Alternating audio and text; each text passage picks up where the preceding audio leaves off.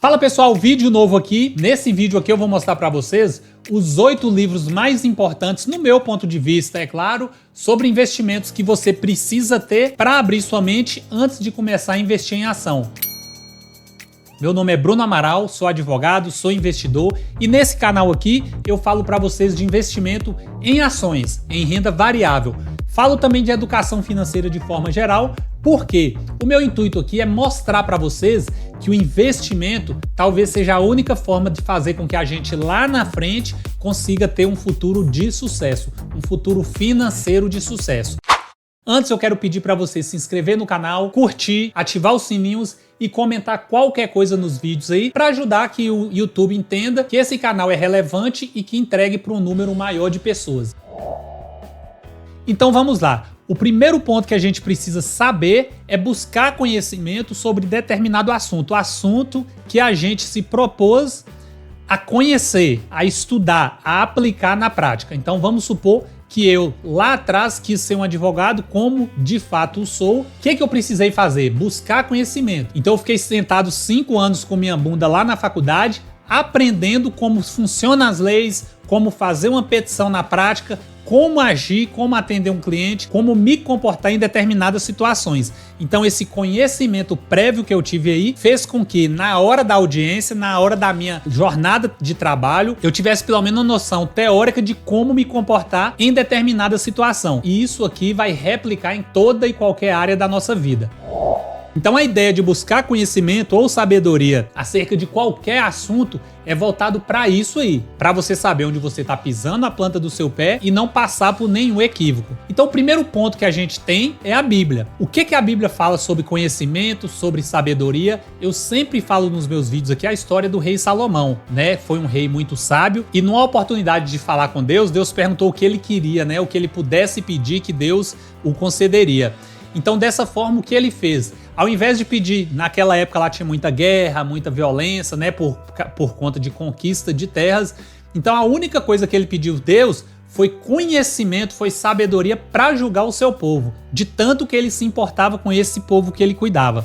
Então Deus, entendendo que esse pedido dele foi um pedido já sábio, Deus falou assim: eu vou te dar não apenas o conhecimento, como também bastante riqueza. Então deu ele muita terra, concedeu a ele muitos bens materiais. E o rei Salomão foi um dos homens mais ricos da terra. Então peguei aqui algumas passagens bíblicas voltadas para o rei Salomão, que foi ele que escreveu o livro dos Provérbios e o livro de Eclesiastes na sua velhice, e também uma parte de Tiago que vai falar para a gente um pouco de conhecimento e sabedoria. E antes de falar propriamente do que está escrito na Bíblia, é importante a gente saber distinguir qual a diferença entre conhecimento e sabedoria.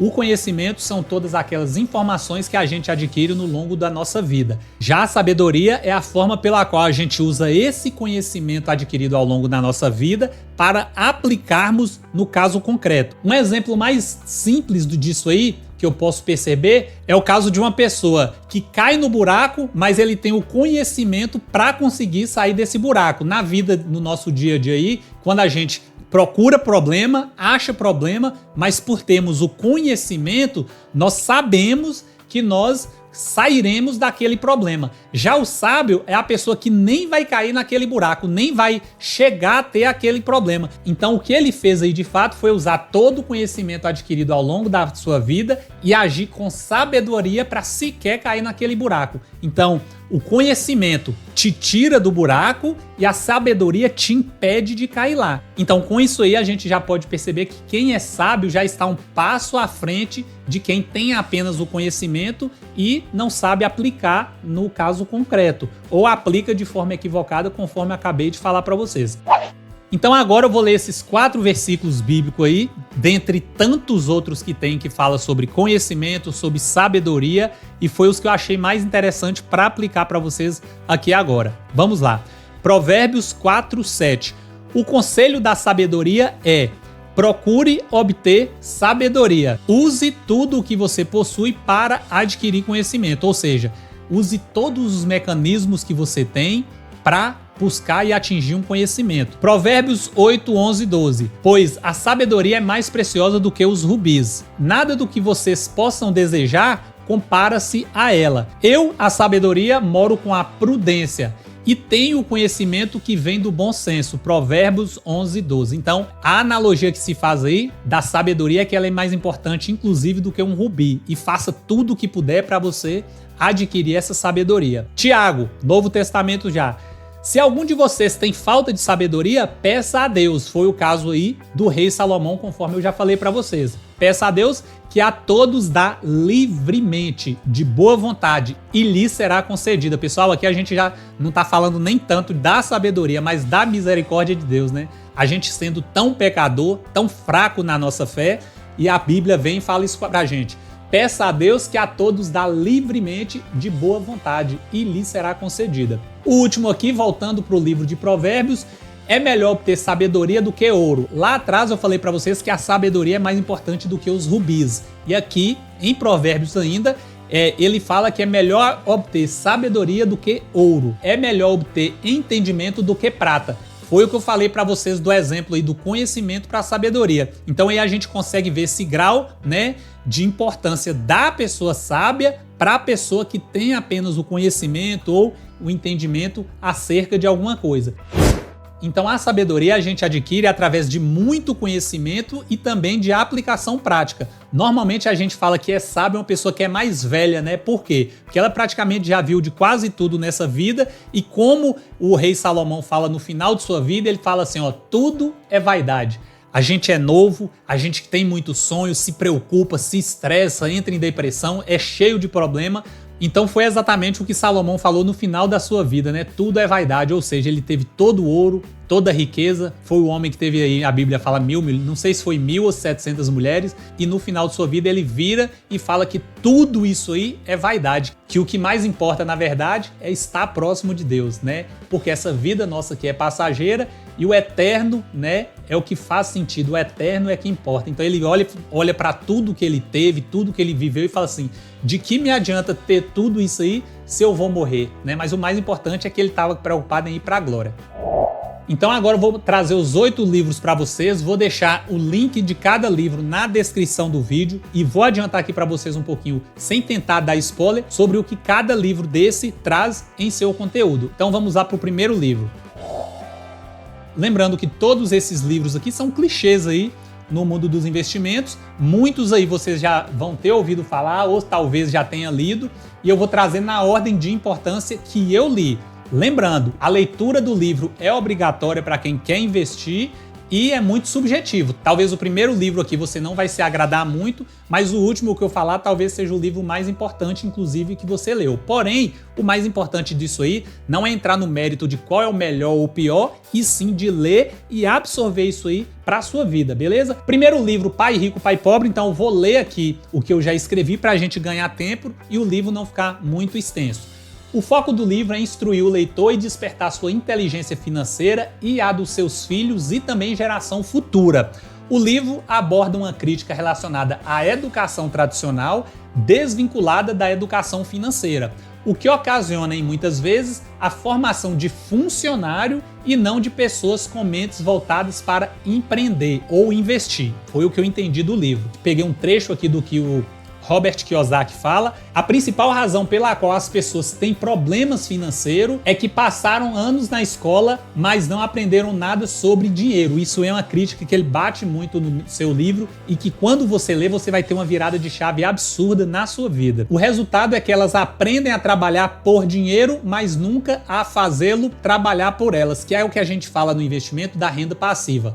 Bruno, vou ficar investindo 20 anos? É melhor você investir 20 anos e 20 anos depois o seu dinheiro tá te dando rendimentos do que o contrário. Você trabalha para ganhar dinheiro, para gastar, para ter que trabalhar e fica nessa corrida dos ratos que eu sempre falo aqui para vocês. Então o livro vai criticar isso aí, a educação tradicional, né, que a gente fica lá 15 anos muitas vezes estudando, sem incluir aí a faculdade, e sai lá como uma pessoa que vai trabalhar para os outros na nossa profissão como autônomo. Então é a crítica maior que o livro do Pai Rico, Pai Pobre fala. Vamos para o nosso segundo livro, são 8 livros. Segundo livro, e para mim muito queridinho, que esse livro aqui fala muito de coisa da Bíblia, excelente livro, O Homem Mais Rico da Babilônia. E vou ler para vocês aqui um resumo do que eu consegui interpretar do livro. Apesar de ser baseado no sucesso dos antigos babilônicos, o livro mostra soluções atuais para evitar a falta de dinheiro, como não desperdiçar recursos durante tempos luxuosos, ou seja, na época da vaca gorda você guardar também. Isso aí lá no livro de Provérbios fala muito, né, pra gente se espelhar nas formigas que não têm conhecimento, ou seja, não estudou nada e mesmo assim ela sabe guardar, estocar comida para a época do frio. E mesmo assim elas agem por impulso, né? De forma intuitiva, a guardar comida para a época da seca, do frio. O livro aconselha também a buscar conhecimento e informação em vez de apenas lucro, assegurando a renda para o futuro. Então esse livro aqui, pessoal, ele é muito bom, que tem a história do pai que dá um dinheiro lá para o filho e manda ele para o mundo para saber se ele vai ter capacidade, aprendendo aí no dia a dia, de gerir a sua herança. Senão ele não vai herdar o que o pai tem a oferecê-lo como herança. É um livro muito bom, talvez para mim o melhor livro do que Pai Rico, Pai Pobre, mas os dois aí para mim, se pudesse colocar em primeiro e segundo, acho que estariam os dois aí no mesmo patamar de leitura. Bora pro terceiro livro. Nesse livro, Eker mostra como substituir uma mentalidade destrutiva que você talvez nem perceba que tem pelos arquivos da riqueza. 17 modos de pensar e agir que distinguem os ricos das demais pessoas. Alguns desses princípios fundamentais são: ou você controla o seu dinheiro ou ele controlar você. Pessoal, muito top esse livro também. Vamos pro quarto livro. Faça fortuna com ações, estou finalizando esse livro ainda. Esse livro, pessoal, é muito bom e ele é aplicado na prática por muitos investidores, que ele tem uma tese de investimento aí muito top, então ele está num nível mais avançado de investimento, que ele mostra pra gente que se as empresas nos remunerarem pelo menos a 6% aí por ano, a gente não vai dar conta de ganhar dinheiro no futuro, sendo um investidor perseverante, buscando conhecimento e tendo o tempo a nosso favor. Livro muito bom também. Vamos pro próximo livro. Livro Mais Esperto que o Diabo. Esse livro é muito bom. O seu propósito, escrito com suas próprias palavras, é ajudar o ser humano a descobrir o seu real potencial, desvendando as armadilhas mentais que os homens e as mulheres deste mundo criam para si mesmos, sabotando a sua própria liberdade e o seu próprio direito de viver uma vida cheia de desafios, alegria e liberdade. Esse aqui não é literalmente voltado para o investimento, é mais para você refletir sobre o seu eu interior e o que você faz aqui no mundo. É um excelente livro também. E tem outro aqui também de Napoleão Hill que é excelente, vamos ler ele também. E o livro é esse aí, Quem Pensa Enriquece. Finalizei, é um livro excelente. E nesse livro, Napoleão Hill nos ensina que a autoconfiança desenvolve-se quando é usada e, claro, desaparece quando não posta também em prática. Por fim, lembre-se que a autoconfiança não está disponível em uma prateleira de supermercado. É singular, é particular, é desenvolvível. Pessoal, como é que a gente vai desenvolver a nossa autoconfiança? Esse livro vai trabalhar muito com a mentalidade do investidor que visa o longo prazo e que também não tem muita noção, e vai preparar para você uma base sólida para que você venha a adquirir esse conhecimento e ter muito sucesso no futuro. E o próximo livro é do Benjamin Graham, O Investidor Inteligente, um excelente livro também, e ele vai nos ensinar a entender como minimizar nossas chances de sofrer prejuízos irreversíveis enquanto investidores.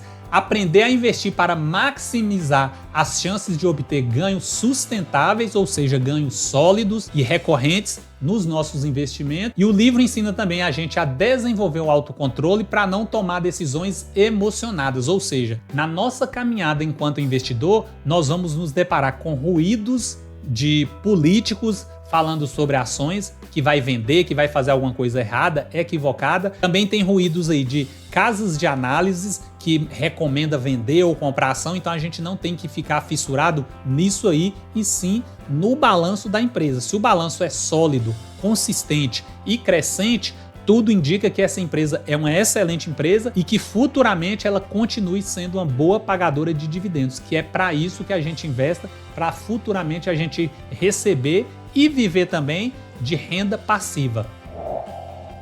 E o nosso último, para você que é casado, que tem sua cremosa, que tem sua namorada aí: Casais inteligentes enriquecem juntos. Gustavo Cerbasi é brasileiro, só jogar na internet aí você vai achar muitas palestras dele de forma gratuita, e esse livro aí ele vai dar muitas dicas práticas de como você desenvolver essa mentalidade de investidor. Então, conforme deixei para vocês, esse livro veio para suprir uma lacuna muito grande deixada na sociedade. Nós brasileiros não temos a cultura de investir, eu sempre falo isso. Apenas 5% da população brasileira investe o seu dinheiro de alguma forma. E isso é muito triste porque a falta de cultura nos impede de ser bem-sucedido financeiramente. E isso faz com que a gente tenha sempre essa visão de imediatismo. O mundo vai acabar agora, tenho que viver agora, e acaba que vive mal agora e no futuro vai depender do INSS, se é que ainda vai existir INSS no futuro, que é como eu sempre falo aqui para vocês. E lendo aqui para vocês, a obra de Gustavo Cerbasi, Casais Inteligentes Enriquecem Juntos,